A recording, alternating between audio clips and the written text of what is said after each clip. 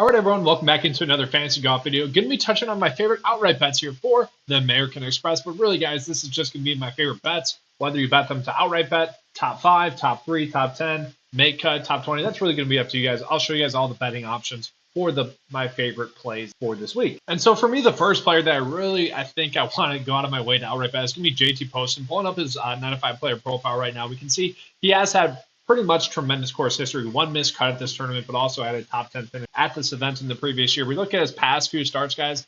He's had 1, 2, 3, 4, 5 top 10 finishes over his past 8 starts. That is phenomenal. Obviously coming in with some great form. If you look at the winning trends, 13 out of the past 14 winners have played at either the Sony Open or the STOC. He played at both of those. He's a top 5 stat fit. All in all, he's looking like a great outright bet. I do want to call it a quick update that I made, guys. You guys can sort the data this week by the course. So whichever course someone is starting on, you can sort by that. Really, the way I see us going about using that is going to be for first-round leaders when that is made available. Typically speaking, they do it course by course. Right now, it's just popping up for the stadium course, just so you know. But you can also use this for showdown purposes, for best ball drafts and whatnot.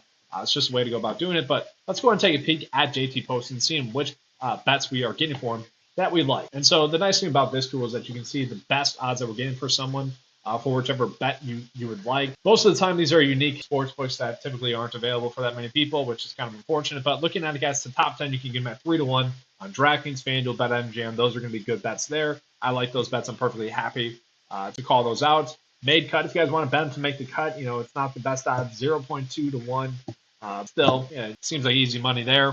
To top 20, 1.4 to 1. Again, just calling these out. If you guys want to use them that way, you can. The best bet that we're going to get for JT Poston is going to be for him as an outright bet on BetMGM, where we're getting him a little bit higher at 33 to 1. So that is going to be the starting point.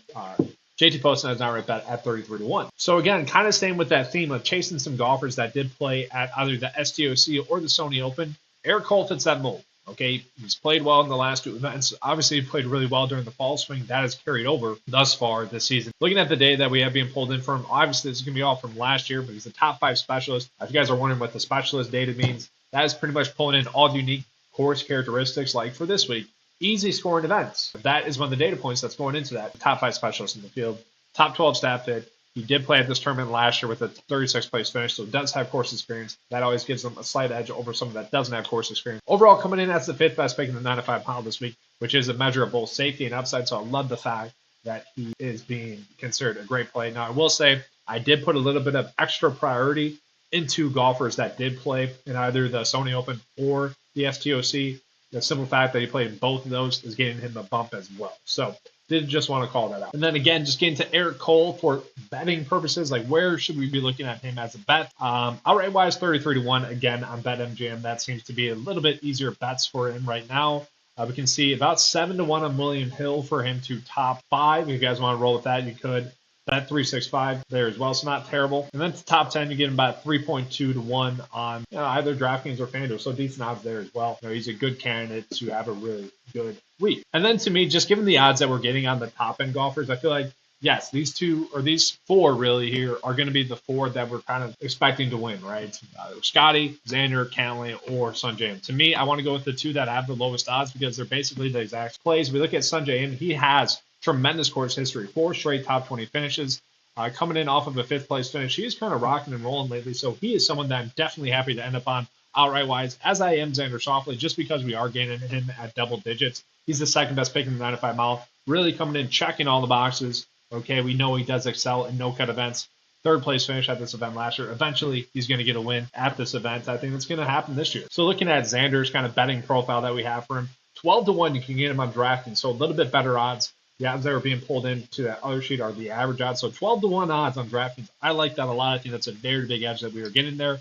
Other bets, if you want to roll with those, you definitely can. Let's take a peek at Sungjae Im. And Sungjae Im, we get, basically at 20 to 1 odds across the board. So a very good bet there. And then real quickly, I do want to get into 2 kind of longer shot type plays. That's Andrew Putnam and Nick Taylor, guys. So there are 2 golfers that I consider to be pretty decent long shot bets. Average odds for Andrew Putnam, 62 to 1. He has been someone that has been playing extremely good golf. I personally don't really get the hate on Andrew Putnam, both in DFS and also outright betting. He's kind of lower owned than he should be DFS-wise. But if we look at it, guys, top 10 finish in his last event.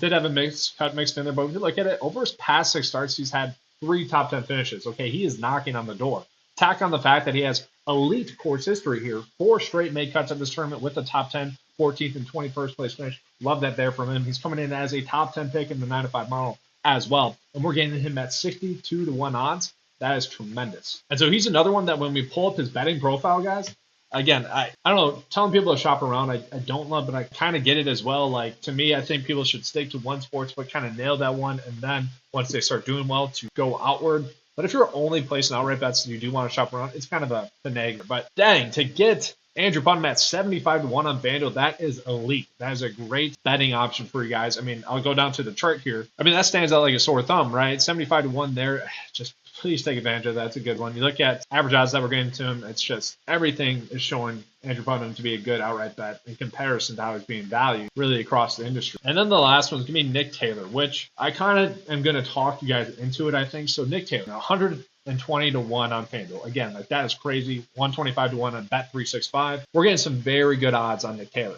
Okay, so the way I'm going to talk you into him is you look at the AT&T Pebble Beach Pro-Am, which probably my best outright bet hit, which is a long time ago now, but it's kind of a similar event where you're kind of having to deal with kind of nuances of a tournament. It's a California tournament.